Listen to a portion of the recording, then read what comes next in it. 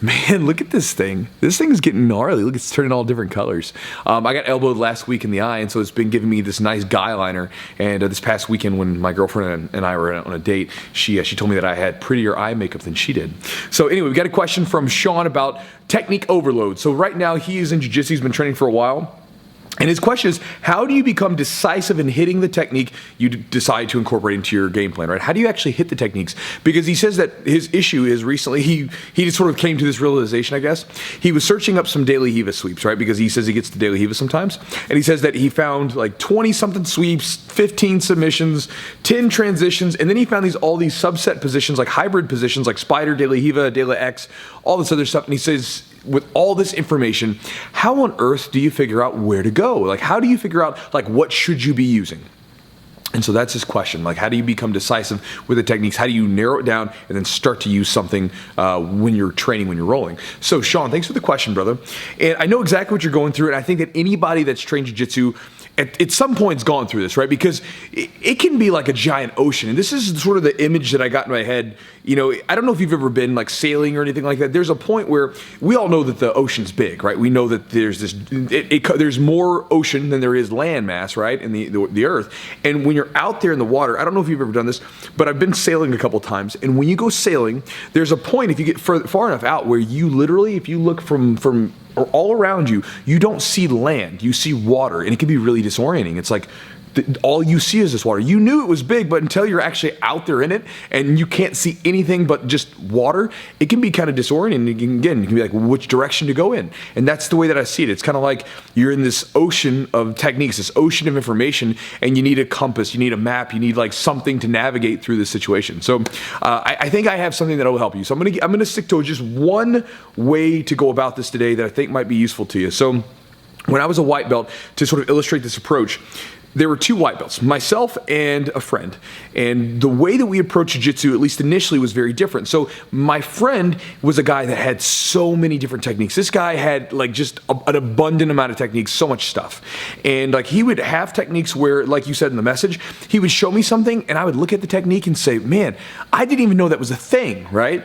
And then he would have all these options. Now, me, on the other hand, I was a little different. I was a little bit more focused on a very narrow scope because from wrestling, we were always drilled, it was drilled into our heads that it's not about how much you know, it's about how much you can use, right? So if you have something that's working, good, keep using it, right? If it's not working, then add on to it. But again, those techniques, you're gonna have a few techniques that are gonna set the foundation for your game, and that was what they kind of preached, was no less to use more.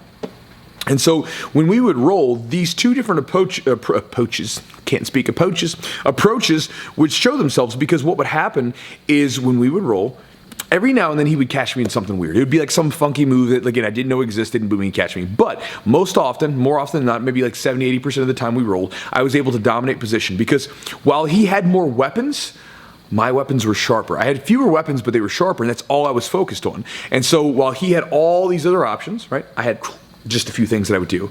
And sort of the way that this happened, just sort of kind of give you an idea, was that when I started jiu-jitsu, just like you, I had information at my fingertips, except for instead of the internet, it was DVDs. I bought a bunch of DVDs, and when I got the DVDs, I wanted to start to build my game up. And so the way that I looked at it, I was like, okay, I'm getting to side control all the time because I'm doing double legs, single legs, and I'm getting to side control. I want to be able to finish, so I started looking through the side control sections of these DVDs, and that's all I stuck to. And then I narrowed it down even further by focusing on kimuras, because kimuras seemed to be a good weapon for me. I was using it in the gym, I was finding myself there, so I was like, I'll use this. And when I would go to the gym, I would use a technique over and over again until someone stopped it, and then I would look for another option. And then eventually, when my coach put me on my back for 3 months to play from the guard, that's when I started to put the full guard discs in and the bottom game type discs in, because again, I'm not going to look at that stuff until I need it. And at the time, I wasn't going to my back very often. And so for you, this same approach would be the way that I would try to navigate through this ocean of information, right? And again, don't worry about all the other stuff out there, all the techniques, all the information. It's not going anywhere, okay? So what I would say is, in your beginning right now, in this situation, and again, there's lots of ways to approach this, by the way. There's not just one, but again, I don't want to add to your problem of paralysis analysis by giving you a multitude of different ways to, decide on what techniques to use. But I would say, think about where you're getting to. And then think about, the positions you're getting to, problems you're getting to, whatever is routinely happening. And then, like you said, maybe it's daily Riva. Okay, great. So we'll stick with daily Riva.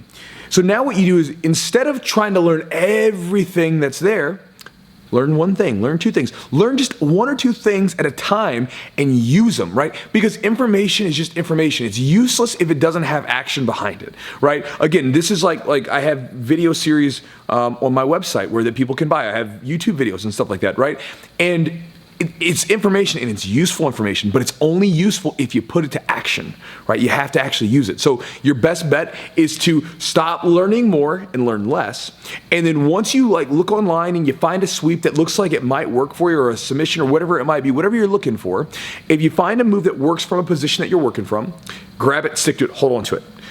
Just immediately stop looking at the computer, go to class, work with that, see what happens, and then, after you get the feedback from that move, then you can either continue to work with it, or you can go back and look for a new one or add on to it afterwards. So, brother Sean, thank you for the question. I hope this video is helpful to you, and I hope this helps, support you with your sort of path in jiu-jitsu as you're kind of getting through this technique overload issue. So, guys, thanks for the questions, and I'll talk to you guys next time.